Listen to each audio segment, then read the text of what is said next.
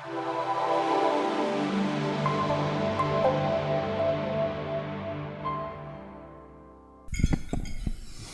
right, Brian, since you're the first one here next to me, talk a little bit about your background. I know that your firm focuses on data-driven decisions and are practical and pragmatic in your approach to digital marketing. So tell everybody a little bit about yourself and your firm. Thanks, Rick. So I'm Brian Berg. I've had Romaine Berg. I'm a partner at Romaine Berg here in Minneapolis for a little over 10 years. I've got a partner. He's the Romaine part of the Berg. And 10 years ago we met. He was a young guy, knew a lot about marketing, not so much about business. And we've formed a partnership and have had a growing firm since that time. So we do focus on data-driven approaches where, like many people, we let the data drive the strategy. So there's all kinds of different ways that you can approach digital marketing. We look at what's the best way, what maybe you've done so far, and then let that drive where we're going to head with your marketing. All right, thanks for joining us, Brian. And Brian and I have worked on a number of projects together, so super excited to have him here. Leilani, tell us a little bit about you, your firm. You found your way into digital after a variety of marketing-oriented positions. Talk about how you've become a bridge from a digital vision to the realization of that vision. Thank you. Yes, I did get my start in the marketing side of things, but always had just such a strong penchant for tech. And so I always had one foot in the tech space. Had the opportunity to grow in my career leading transformation initiatives in an innovation lab, and about 5+ years ago stepped out so I could work with more C-suite, generally in the small and mid-size, that had big growth goals but needed a little support. So the 3 pillars of my practice really focus on strategy, insights, of course, our customer and employee, and then activation. Great. Thank you, Leilani, for joining us. Darren, as founder and CEO of Irish Titan, your why is business first, online second. Explain a little bit about how that fits both for you, your firm, and then today's discussion. And thank you for joining us. Well, thanks for having me. Excited to be on the panel. It's nice to see a bunch of friendly faces out in the crowd. So Irish Titan is a company that I founded 21 years ago, so we are officially of drinking age at Irish Titan now. We're an e-commerce agency, which means we build and grow e-commerce channels. So we work with our merchants, that's how we refer to our clients, to build their e-commerce sites using platforms like Shopify, BigCommerce, Magento. Some of those are familiar to some of you in the crowd. Then we work with our merchants to grow their e-commerce sites through their e-commerce marketing activities, acquisition, conversion, retention, like email, paid search, SEO, social, marketplace, yada, yada, yada. So at Irish Titan, everything green's a write-off. Apparently Clint doesn't know that yet. You're not wearing the right colors today. And we're closed only 2 days a year, St. Patrick's Day and the day after. That's actually pretty accurate. As far as business first, online second, that is our why using Simon Sinek speak, the why, how, what of his golden circle. It's actually, I trademarked it. We have it framed and hanging up at our front door. What that's referring to is the way we engage with our merchants is not around bits and bytes or pixels or keywords. It's about working with them to understand their strategies, and only after we understand that and sometimes help them hone those, then we bring our talents to bear to build and grow those e-commerce channels. Because otherwise you're doing technology for the sake of technology, which actually is a poor use of spend. Well, thank you for joining us, Darren. And for folks out there who have not been to one of their e-commerce forums or their shenanigans for good, Darren also is a mean host of a great party. So anyway, thanks for joining us, Darren. Leilani, let's start with you. One of the big issues with digital transformation is having everybody on board and heading the right direction together. How should a company navigate the challenges when the leadership team and the staff are not in alignment? One or the other is leaning into it, and one or the other is maybe leaning out and a little nervous about that. How do you get those two pieces of the puzzle to fit together? Great question. and not an uncommon one either. Quite candidly, if you're trying to push transformation from the bottom up, generally that I've seen that it'll just fail. It'll die on the vine.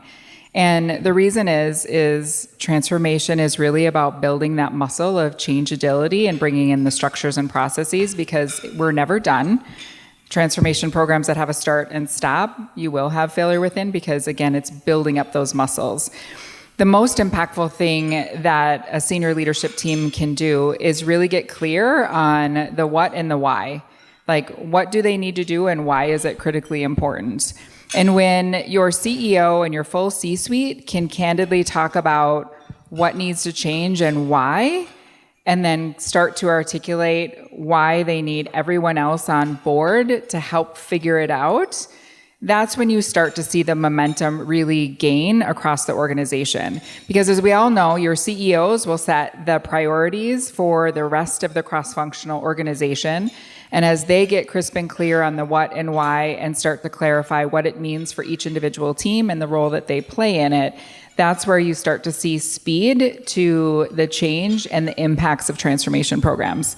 So what I've seen in multiple instances, when people are trying to start from the bottom up and push it up the vine, every time I've seen it, it actually fails. And so if your C-suite isn't on board with it, that's where you need to start. And again, if they decide not to get on board, that's where you start to see your competition just become taking over more of the market share overall. Thank you. Related but different question. Talk about some ways that management can empower the employees at all levels to contribute, as well as how do leaders at an organization create shared ownership and accountability? I love that question as well, because we live and breathe in the world of shared services, right? No one can get anything done independently anymore.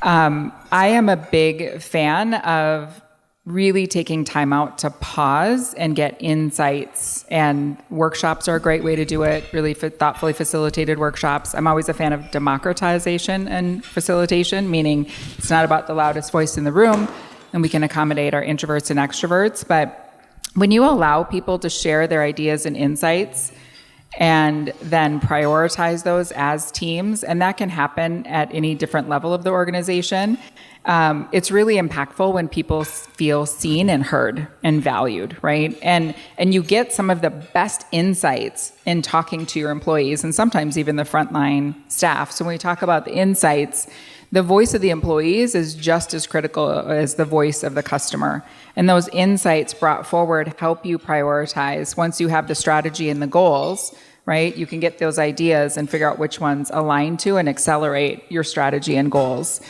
I'm also a huge fan of building out change champions, right? So you have leadership sponsors in the organization, but knowing that there's a lot of different personalities, and some people are early adopters, and they're the ones that are excited about every new tech that's coming out and every change that's coming out. Those are your change champions. And when you get them on board and empower them to be a change agent in the organization and set up structures where then they can bring feedback into the senior leadership about concerns, excitement, gaps, and things that we still need to know, and empower them to be more of that bottom up once you have the clarity from the top, there's a few different ways where you can start to build up momentum and see that gap close within the organization. Just getting started sometimes is the hardest thing. And talked a little bit here so far about getting everybody kind of oriented and aimed in the right direction. But the process of getting started is very difficult. What framework do you use to help organizations assess where they're at, what are the opportunities, and to try to prioritize what they're going to spend their time and energy on? Great question. I will always start an engagement with trying to go deep and understand your mission, vision, values, and strategy, and if you have any goals.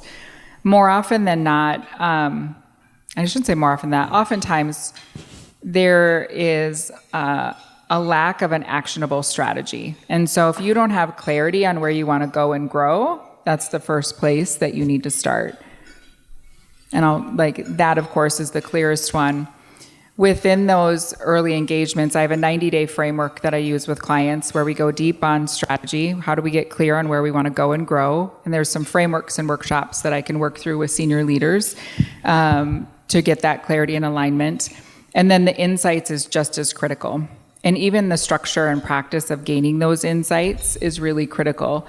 And what happens when you start to get the insights from customers and from employees, and you have the clarity of strategy, and then you lean into conversations and cross-functional teams leaning into what needs to be true to move a few of those key priorities forward, that's where you get clear on the people, process, and tech investments, which also, of course, helps you build out your business use cases and the financial models to move it forward. But at the end of the day, it can be done in 90 days if you have that C-suite on board. But oftentimes, you need to spend a little time investing in clarifying the strategy to make sure that it's actionable. Great. Well, as I've mentioned for a couple months now, we're doing some different things digitally and with podcasts with Clubby. So I look forward to having you as part of a podcast and going through that checklist. It sounds like a great thing to dive into deeper. I love that. Great. Darren, jumping down to you, mentioned you've been around now for more than 20 years as a firm, so congratulations on that. Obviously, your business has changed a lot over those years.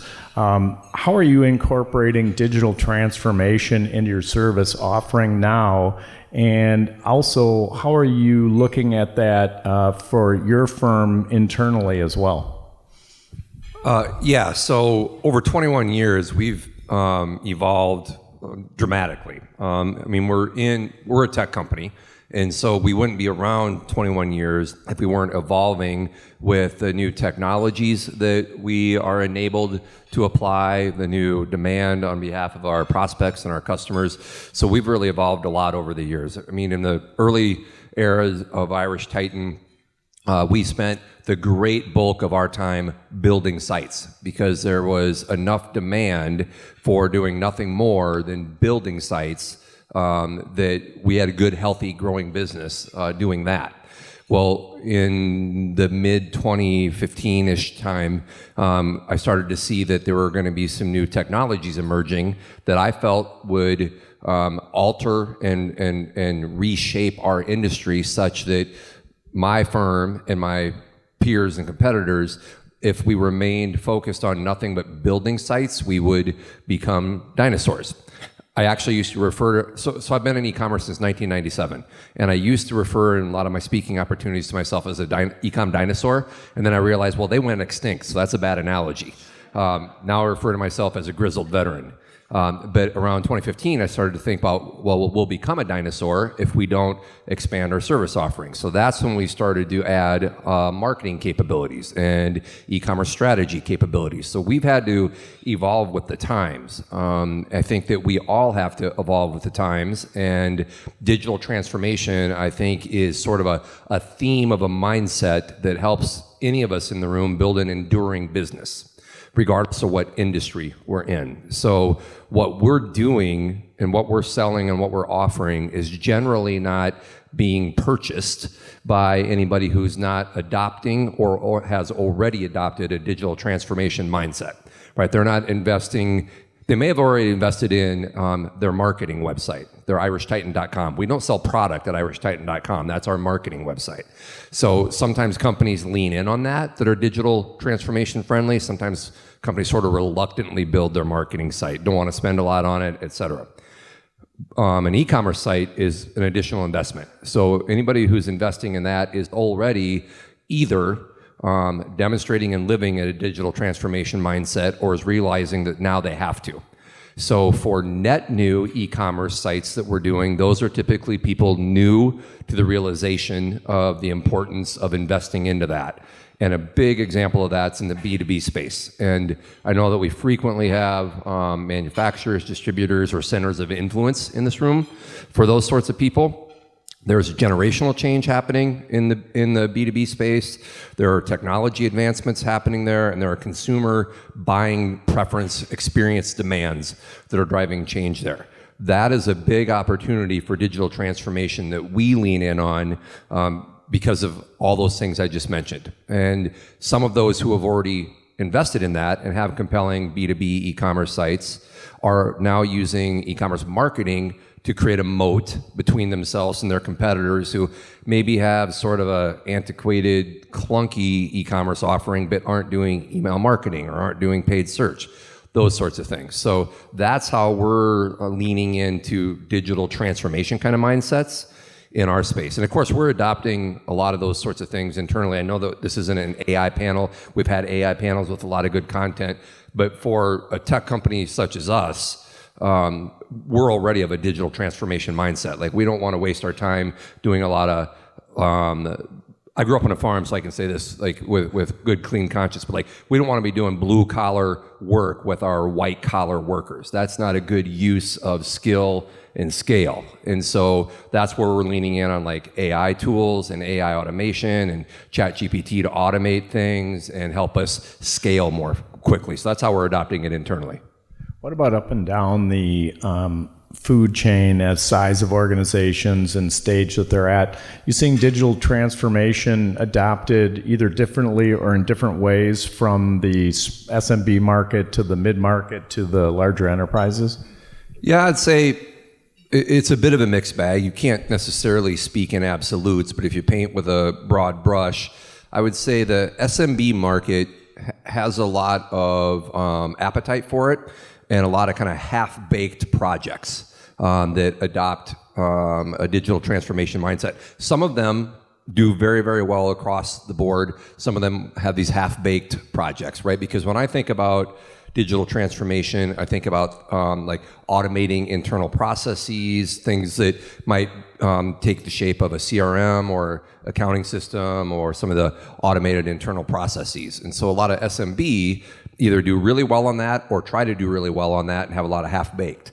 I'll go to enterprise next because it's sort of interesting what an odd mix you can sometimes find in enterprise clients. Because sometimes, I'm sure you have more experience in this than we do, but they can have incredibly, like, mind-numbingly antiquated tools and process that are legacy systems that the purchasing department, guards with their life. And just can't get updated because they don't really need them to. They can live with the pain there.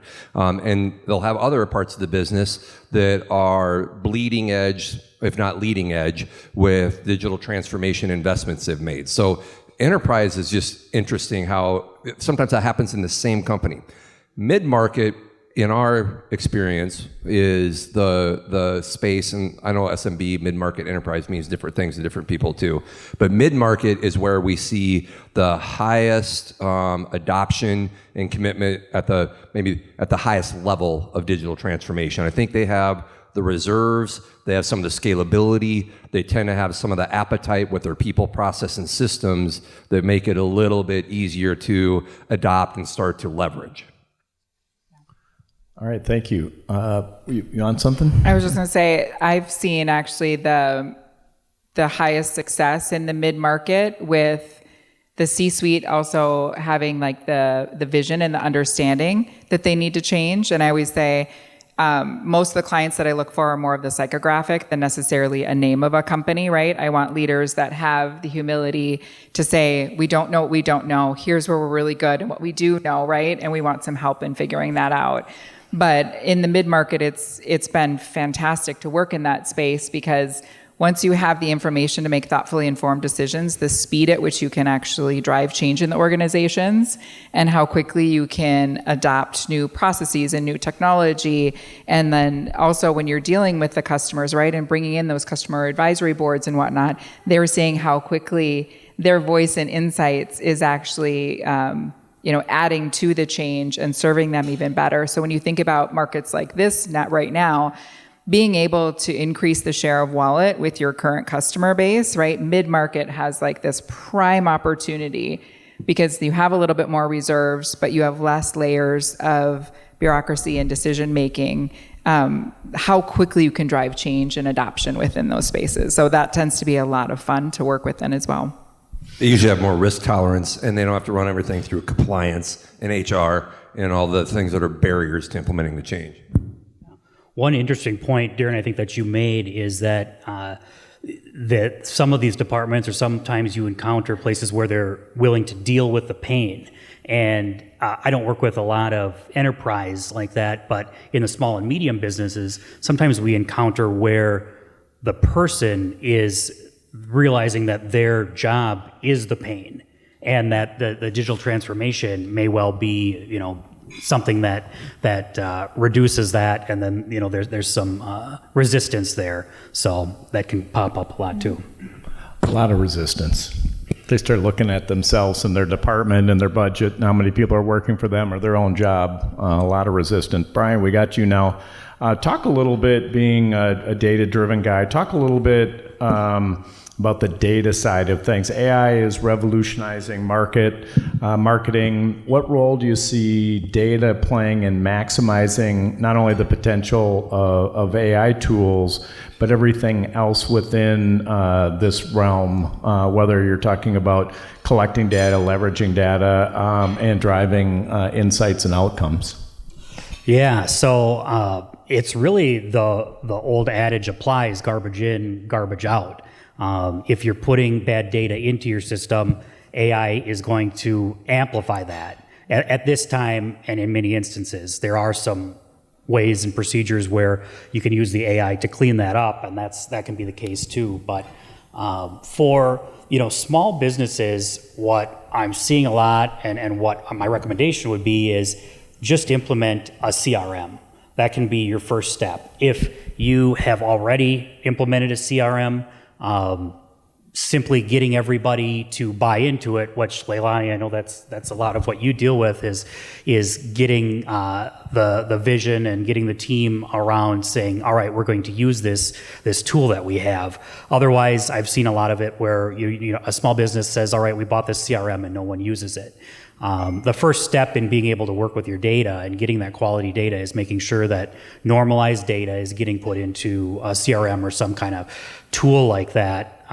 What that does is unlocks automations, better ways to follow up with people, and you're not missing as many pieces when you're trying to fulfill for your customers.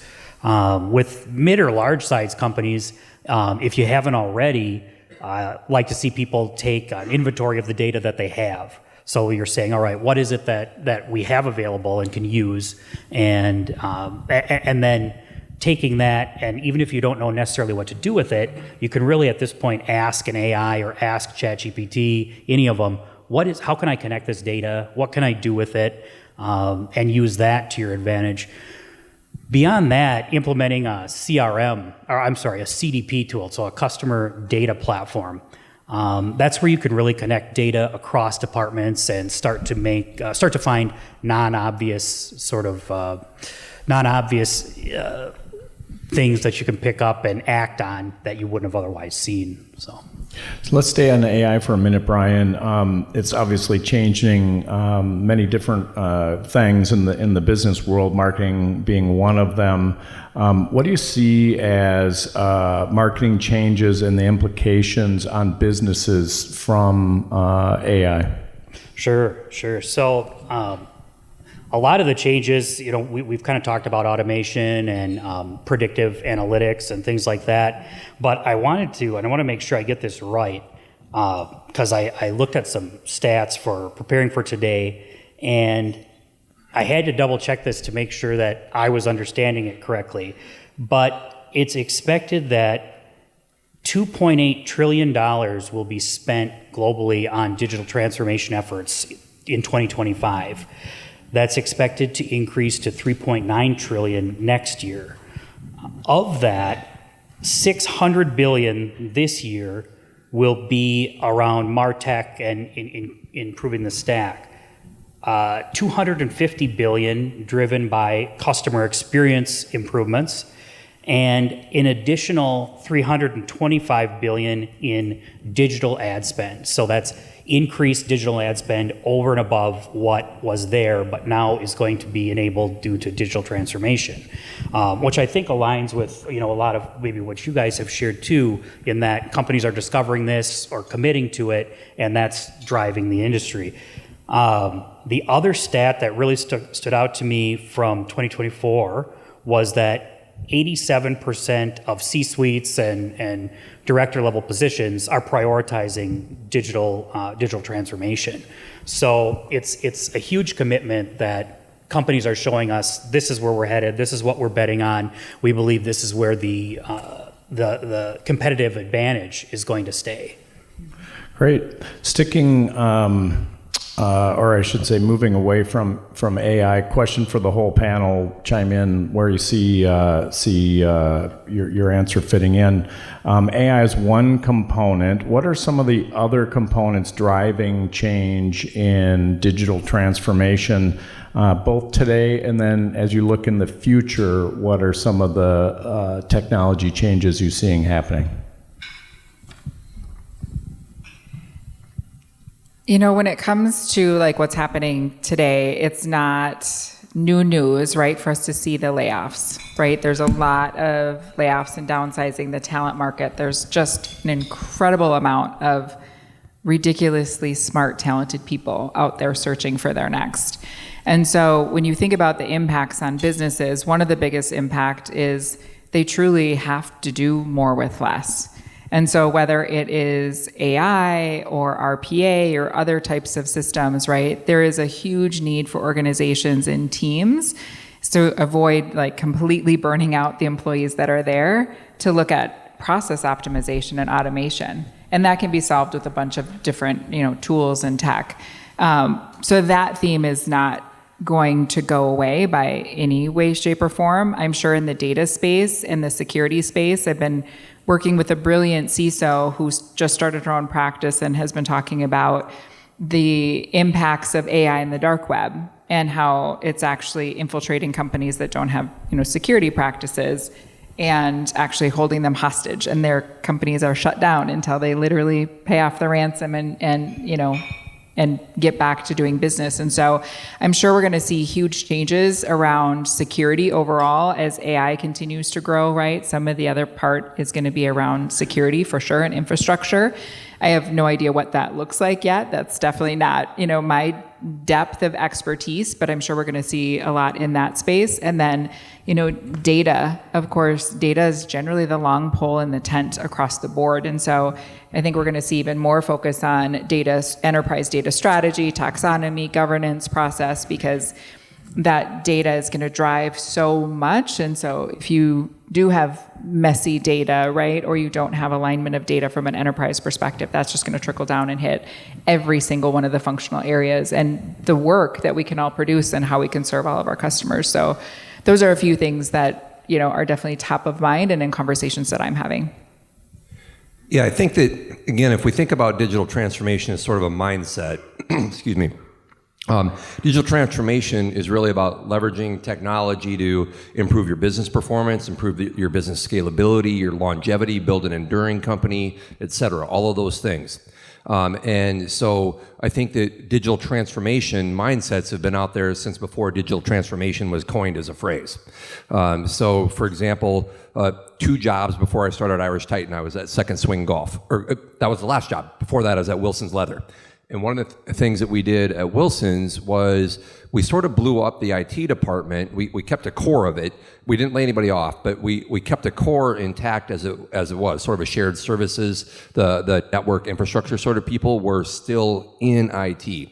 And we repositioned a lot of the rest of the IT talent out in the different departments.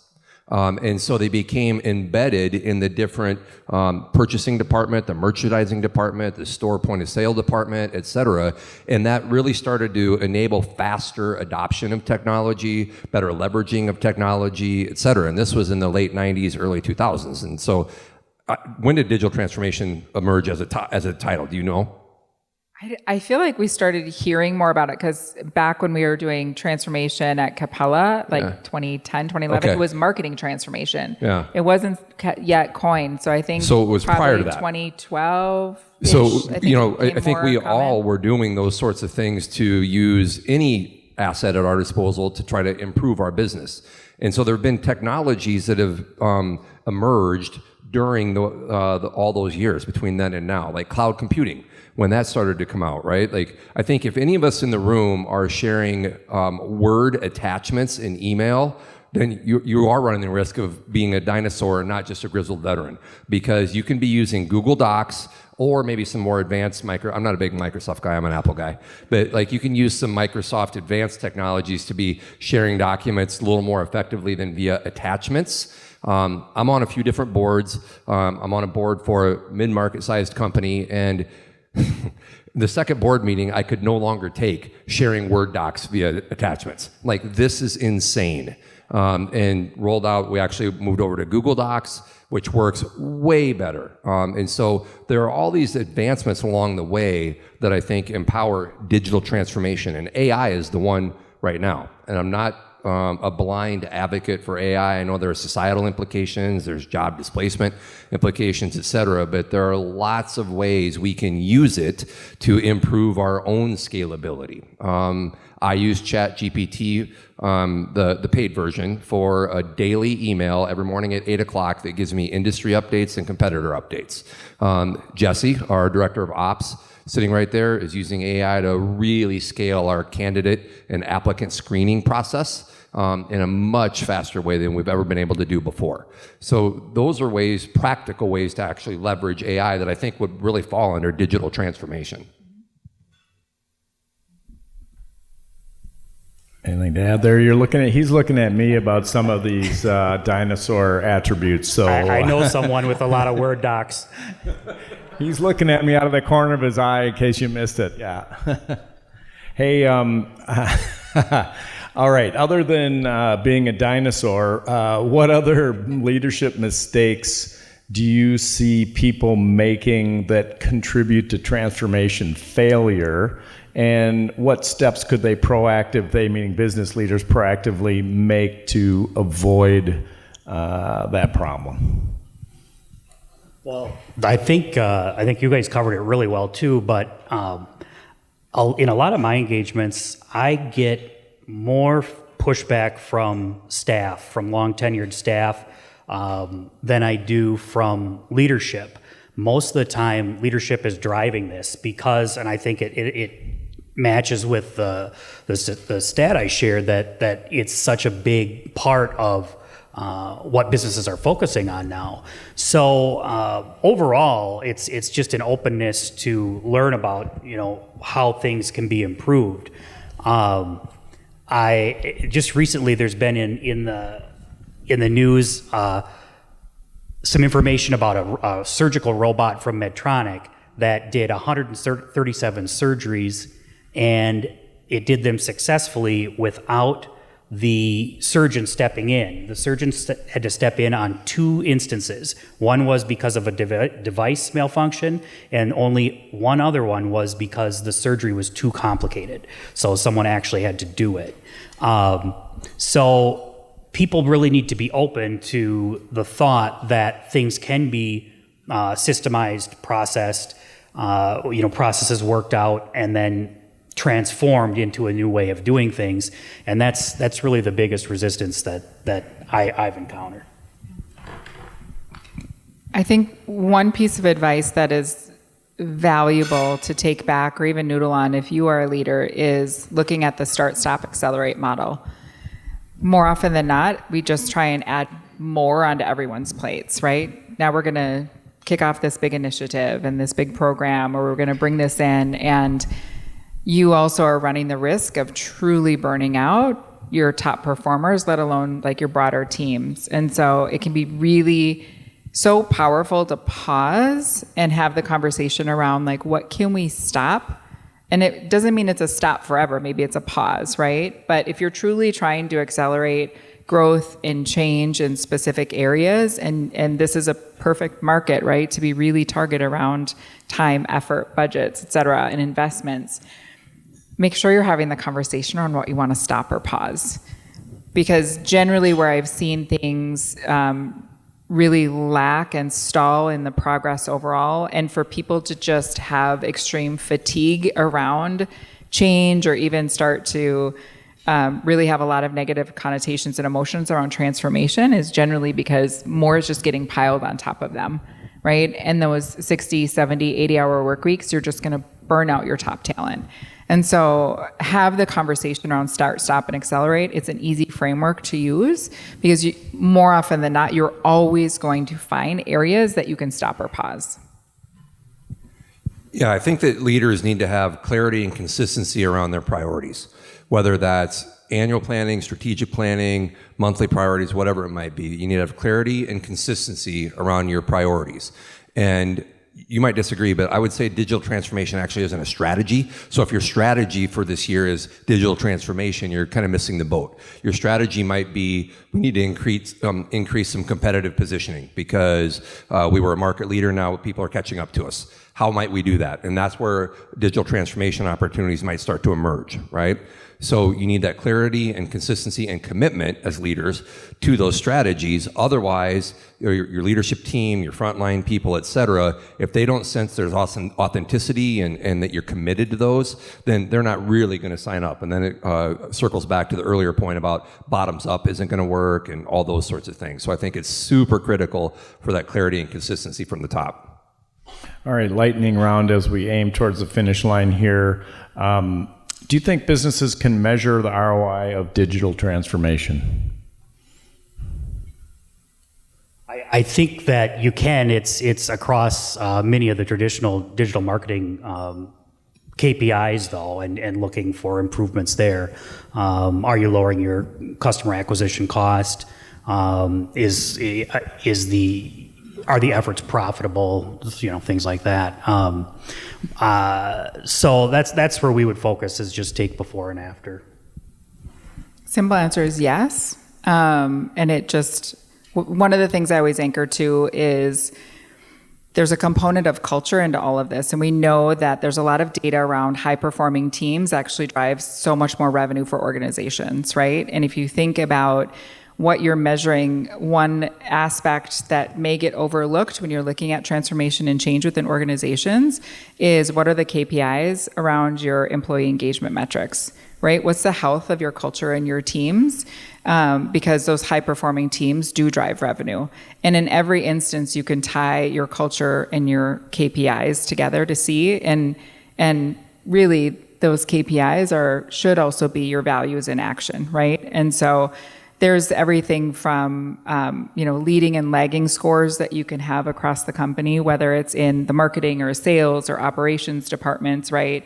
You can also look at what's happening with your employee metrics. If you're having a lot of high turnover, right, that's going to impact everything across the organization, and you can dive into different. So simple answer is yes, and you can actually have a whole set of metrics right across the organization, and it's just identifying what are the key metrics, based on your strategy and your goals and what you're prioritizing as a company. No, if your initiative is digital transformation, but yes, if it's a strategic initiative, because there shouldn't be any strategic initiative or ROC, using EOS speak, which we call potatoes at Irish Titan, that doesn't have KPIs, right? Otherwise, you're not defining your initiative the right way. All right, again, lightning round, so quick answer. What's a digital marketing tactic that you think is overrated and not very effective? Just running ads for the sake of ads. A lot of people feel like that's just a go-to, and you really have to have a reason that you want to put some spend behind those ads. I've seen a lot of wasted ad dollars over the years. I'm not as much in the email space, but I did, just talk with a marketing leader that still was talking about email blasts, and I was like, oh, we have such an opportunity to improve and be more targeted there, but. I don't know how relevant it is for this room, but influencer marketing is a big thing in the e-commerce space, particularly with like social marketing and how that should be driving either social commerce or commerce on your branded site. And quite honestly, I think that's a bunch of bullshit. So not a fan of it. Spoken like a true farmer. All right, if you had to pick one, what's the best digital marketing tactic? I understand we're simplifying here, makes for good video. Pick one. I'll actually go first on this because of recency. I actually would say email marketing. When done right, email marketing, because your inbox is still your most trusted communication. I've started to tune out texts, Slacks, that aren't internal Slacks, et cetera, because there's so many points of communication. I still pay attention to my inbox. Now, I get a lot of spam that I just delete, but from people in this room where I get their weekly or monthly newsletters or the brands that I care about or the sports teams, that sort of thing, my inbox is the most trusted place that I go to for information if I'm not browsing specifically. I would say if it's highly relevant and personalized email, yes. And the email blast was like the spray and pray version that we're talking about. But I'll defer to the experts on either side of me more in the marketing space.